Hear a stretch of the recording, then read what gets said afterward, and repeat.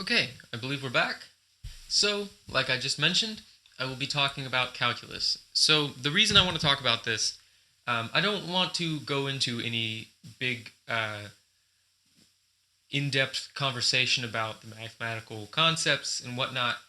This is really aimed towards the people who are not necessarily on the mathematical side of the spectrum. That's not saying anything about intelligence. Intelligence is a very wide spanning um, concept in terms of emotional intelligence and maybe artistic intelligence. But for someone who maybe just knows the concept of calculus as maybe the pinnacle math concept, I want to just sort of debunk and give a little bit of a an overview of what calculus is. So calculus, um, calculus.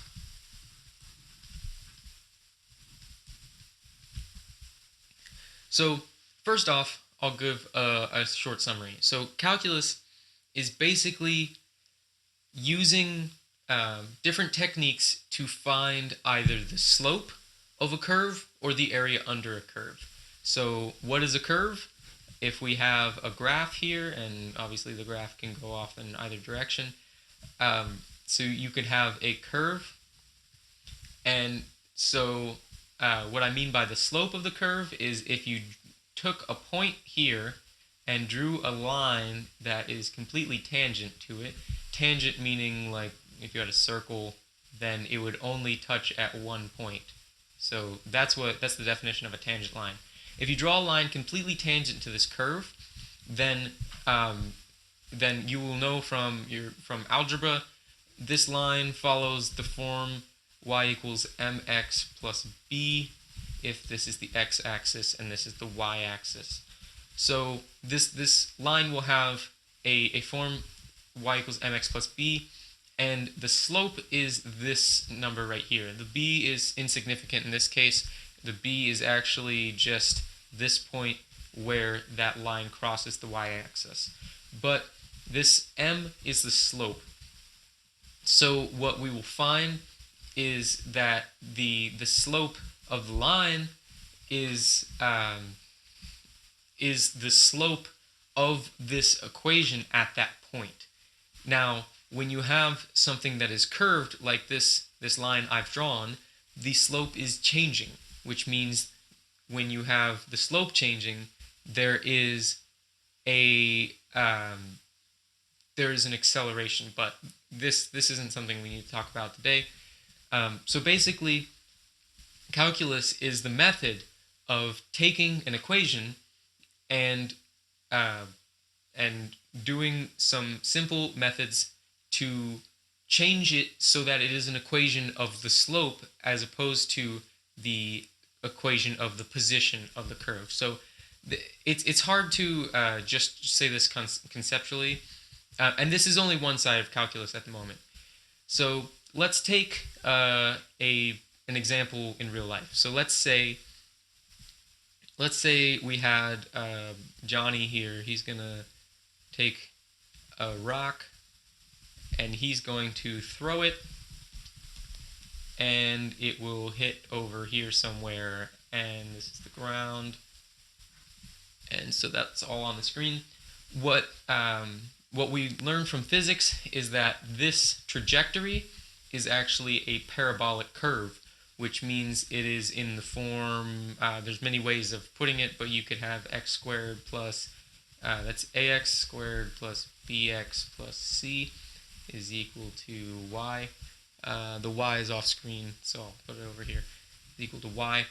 So this is a form of a parabola, and so this will tell you where the rock is at in the air when so if you plug in an x coordinate, which will be a distance, so this could be 1, 2, 3, and then this is some number we don't know. Um, if you plug in an x coordinate into this equation, you get the height that it is at. So you will get this point, And so this basically tells you, it gives you a picture of the path that the rock took. So what can we do with that? Well, at any point in time, we can see whether the rock is going up or going down and how fast. So if we have the trajectory like this, and actually let's draw it solid, then let's say we have the rock right here, then we, with this this method of calculus, you can tell that the rock is going up and at this angle. So this method of finding the slope is called the derivative. And so you may have heard this word in conversation about calculus. This is the method of finding the slope of an equation. So I'm just going to do a quick equation right here. So let's say 2x squared plus 3x minus 16. And so I'm going to do the derivative right here. We have 4x plus 3. And this is actually the slope of the equation. So this is that m we have for any circumstance. So it will be confusing how I did that, just looking at me doing that without any knowledge of calculus. But there are simple methods for figuring out the derivative of an equation. So what the method I did is, if you have just going to blank this out real quick.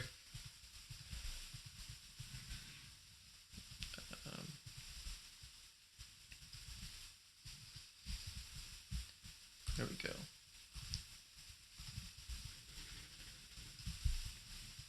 Let's say you had an equation that was just y equals ax to the n.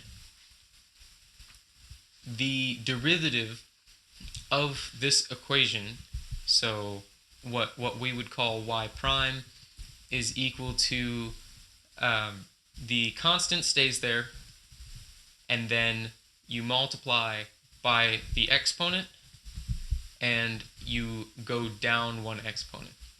So you can see that I did this here. I had 2x squared. So I took this 2, I multiplied it by the 2, and I got the 4.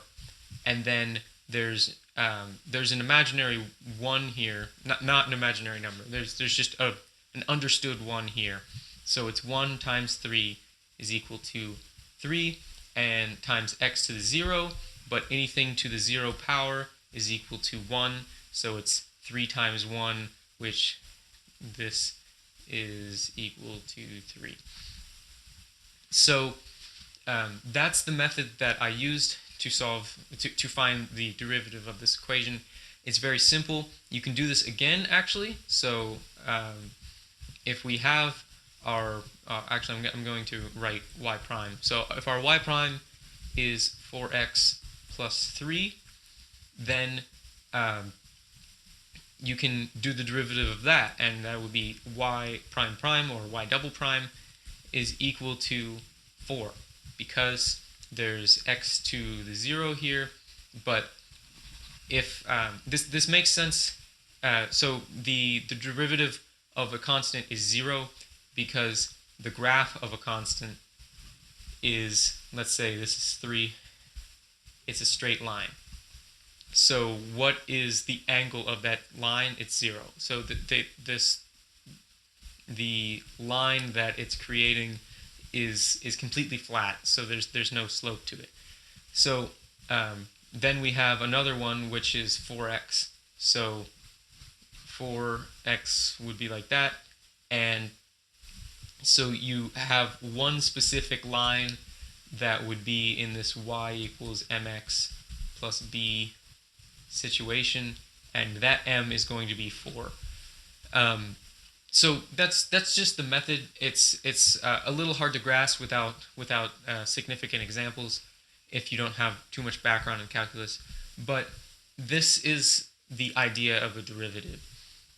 And there's also another side of calculus, which is the other direction. So what would happen, let's say you have the slope. Let's say you know what angle the rock is flying at every point, and you want to know how high in the air it is. So you have this equation, let's say 4x plus 3, that's your y prime, and you want to find what y is. So this is called integration. So I'll write that out, integration. This idea of integration is actually finding the area under a curve in a graph. So I'll draw that out. So we have our graph here, and you have this curve that we were working with. So let's say we're here and we want to know what is the area under the curve from point A to point B. So this area is what we're looking at. And if we know the equation of this, which we can call this a function f of x, then the notation of finding the integral, which is the verb form of that word, integral of this equation is to have this s with the end point on top, the beginning point on the bottom, and then you have your f of x, which is your function up here, and times dx. Now, what this is physically doing is, if we really zoomed in here, then we can imagine. So let's just think how you would estimate this. So if you had a graph that was like this, and you have your two spots here, then you could put a rectangle here and maybe a rectangle here, and you'll get a lot of the area that you're trying to look at.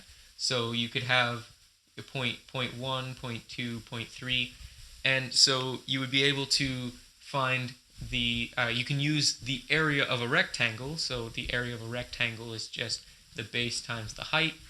So it would be this length times this height, plus presumably the same width, just for convenience sake, and a new height, and you can get an estimate. Now you will see that there is a significant amount of area that is being lost here. But what happens if you have smaller rectangles? If this value right here is smaller, then these rectangles will be able to fill in slowly fill in the cracks and whatnot, and it will be a more accurate approximation. So what calculus does is, through the method of integration, it solves exactly what the area is under this curve, because what happens is there's a concept called limits. So if we have the limit of this graph as the x, the change in x, which is actually what this dx is, approaches 0, the limit that it approaches is this area that we're trying to find, this area. So what smart mathematicians figured out, I believe actually it was a co-creation between the mathematician Leibniz and the well-known mathematician and physicist Isaac Newton. They both created this idea of integration around similar times, so it's hard to give leeway to one or the other whether one discovered it. What they figured out is you can see the trend of this limit. So as the rectangles get smaller and smaller and smaller, you can see what number it's getting closer to, and you will figure out what that integration is. So the the method of doing this is um, is actually the reverse of what I previously said for the derivatives. So when we had the derivatives, I'll just go ahead and rewrite that. So we had ax to the n. The derivative of that is a n x to the n minus 1. So when we have that y is equal to the integral of ax to the n, since this multiplied by the exponent and lowered the exponent, first we have to do those steps in reverse.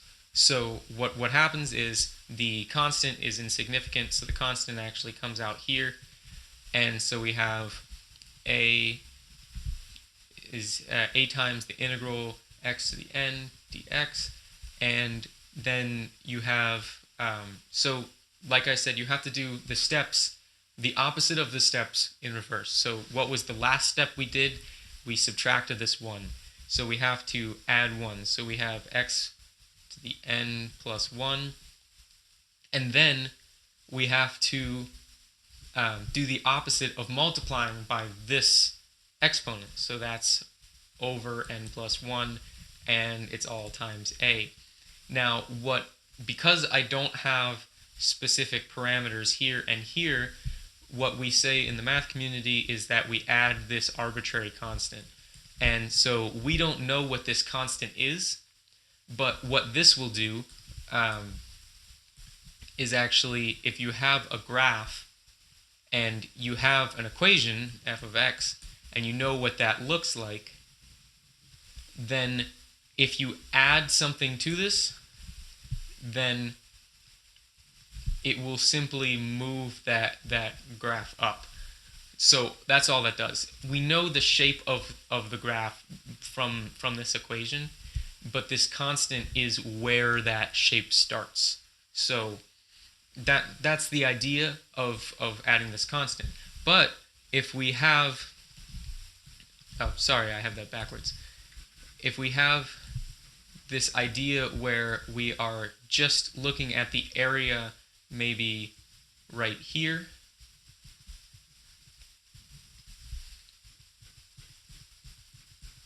then you will find that you can you don't have to use this constant because the constant will be in both of them. So what this will be is the integration of so let's say f of x is equal to f of x dx is equal to some higher power f at the last point minus some larger f at the first point. So what this will be is when we find the new equation, which maybe it looks like this, then it will be this value, oh actually no, it'd be the other way around. So it'll be this value minus this value, so you'd get this as your answer. So that distance would be it would be the total distance covered to get to that higher level, and that would be equivalent to the area under the curve of the lower function. So this would be the slope of this bigger f. So that would mean that f prime of x is equal to f of x. And so that's the general concept of integration. And I know this isn't the most in-depth explanation, but I wanted to just give a kind of idea of what calculus is, because I feel like a lot of people, when they're in high school and they see this concept of calculus, they just know that it's a math term and they don't necessarily know anything past that. So I just wanted to give a general overview of what calculus is, so that if it comes up, you don't just think it's some big math word. You know, oh, that's dealing with finding the slope of equations and finding the area under curves. So that's calculus, and that's pretty much all I wanted to talk about in the realm of calculus. So I'm going to play a quick ad and move on to my final subject, or um, my final segment for the stream, which is my normal segment where I draw something random. So I'll get that set up and I'll play a short ad. I'll be right back.